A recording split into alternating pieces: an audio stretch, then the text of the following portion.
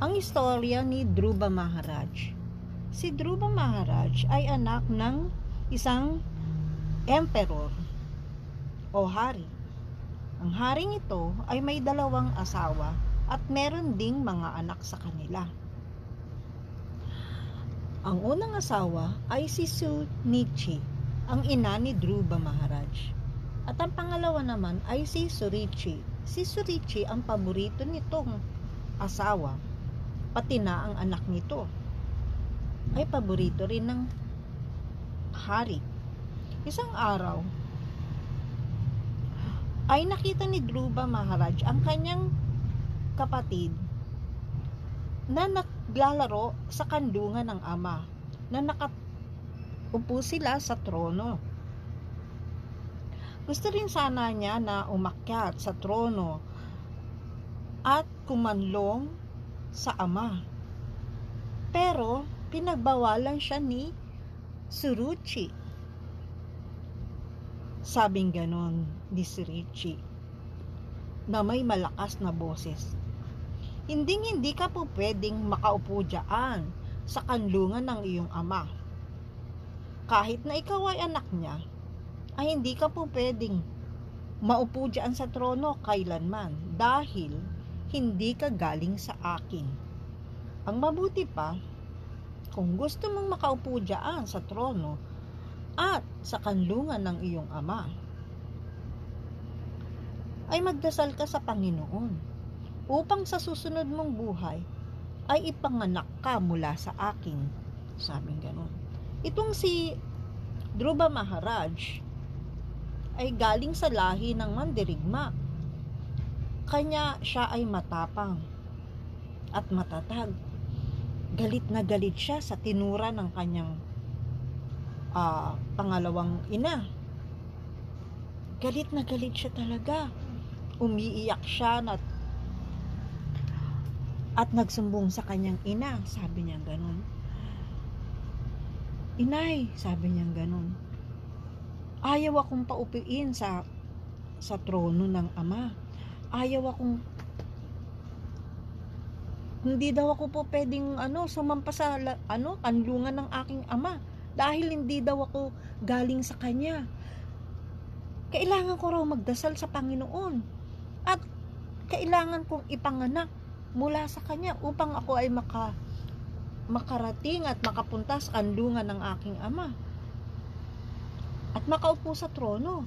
Sabing ganon. Galit na galit siya. Anong gagawin ko, ina? Umiyak lamang ang ina nito na si Sunichi. Wala akong magagawa dahil hindi ako paborito ng iyong ama. Ngunit totoo ang kanyang sinabi na kailangan mong magdasal sa Panginoon. Sabing ganon ng nanay ni Dhruva Maharaj. Narinig na naman niya ang salitang Panginoon. Sabi niya saan ko ba makikita ang Panginoon? Sabi ni Dhruva Maharaj. Kailangan ko siyang makausap dahil gusto ko na magkaroon ng kaharian na higit-higit pa dito sa kaharian ng aking ama. Kaharian na mas higit pa kesa kay Lord Brahma na siyang gumawa ng mundo, ng lahat. Sabi niya ganon.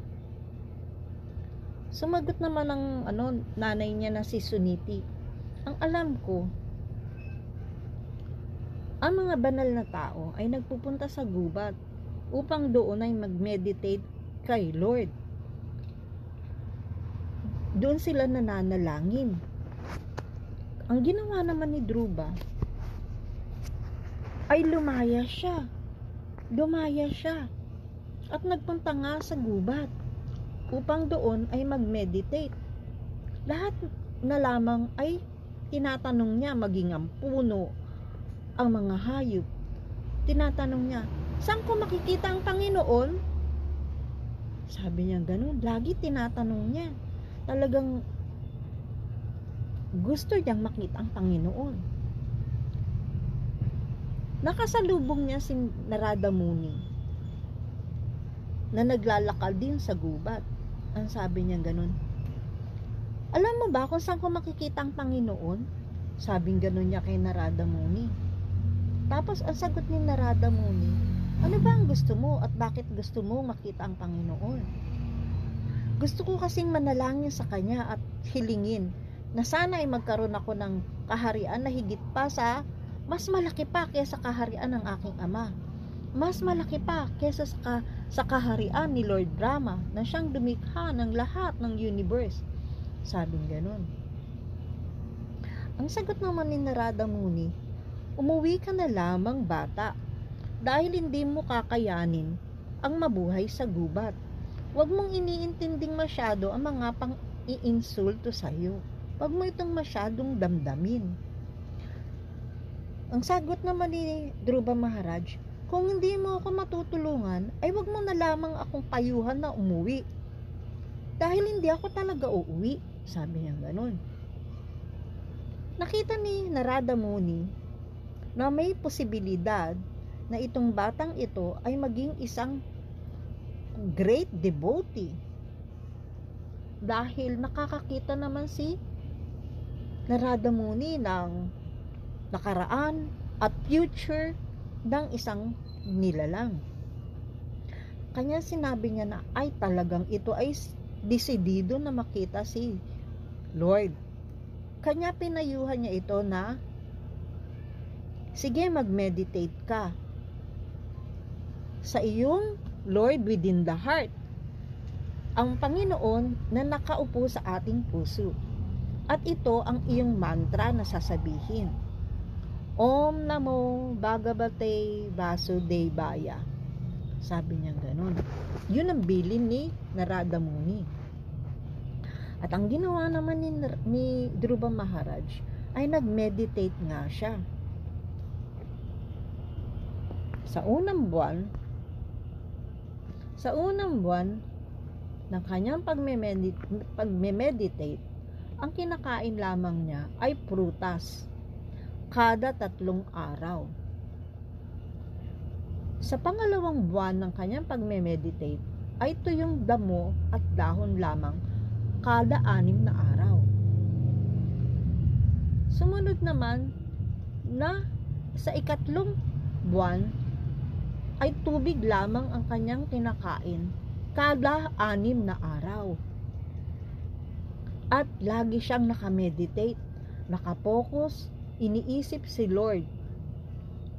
Hindi na natin makakaya ang ganitong sakripisyo sa panahong ito. Kanya itong si Lord Chaitanya ay pinadali sa Kali Yuga ang proseso ng sacrifice.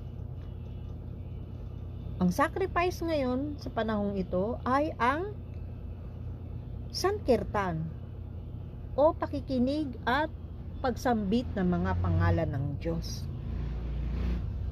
Sa pang-4 na buwan naman ay na-master na ni Dhruva Maharaj kung papaano ang dahan-dahan na paghinga. Dahan-dahan ang kanyang paghinga na nakapokus ang mga kaisipan, ang kanyang lahat ng pangdama kay Lord sa within the heart. Kanya naman nakikita niya na si Lord Vishnu sa kanyang puso. Nakikita niya na. At patuloy ang kanyang ginawang pagme-meditate, dahan-dahan na paghinga. Dahan-dahan. Kanya mga demigods naman ay nabahala. At nagpunta silang lahat kay Lord Vishnu para kausapin na Lord Vishnu itong si Dhruva Maharaj. Pinuntahan nga ni Lord Vishnu si Dhruva Maharaj. Nagtaka na lamang si Dhruva Maharaj isang araw na nakikita niya nga ang Lord within the heart ay bigla itong nawala sa kanyang pagme-meditate. Nawala yung Lord within the heart. At minulat niya ang kanyang mata. Nakita niya si Lord. Nasa harapan niya na. Napakaganda nito. 4 ang kamay. Hindi niya alam kung paano ang gagawin. Hindi siya marunong magdasal dahil 5 taon gulang pa lamang siya. Kaya naman Si Lord Vishnu dinampi ang lotus flower sa kanyang ulo at doon pa lamang siya nakapagsalita ng magagandang mga panalangin. Tinanong siya ni Lord Vishnu, ano ba ang gusto mo? Sabi naman ni Dhruva Maharaj, wala po. Pagkatapos ng kanyang mga panalangin ay nagsalita siya, wala po, Panginoon. Ang aking palang ninanais noon ay parang mga basag na salamin kumpara sa nararamdaman kong ito sa iyo ngayon. Ang nais ko lamang po sana ay magkaroon ako ng devotional na pagmamahal sa iyo. Magkaroon ako ng relasyon sa iyo.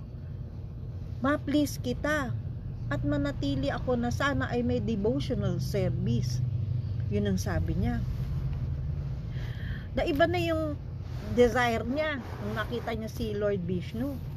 Ngunit itong si Lord Vishnu ay alam naman kung ano ang ninanais niya noon. Kanya, sabi niya ganun, ay ibibigay ko pa rin ang iyong kahilingan. Magkakaroon ka ng pamumuno sa inyong kaharian. Mamumuno ka ng 36,000 years.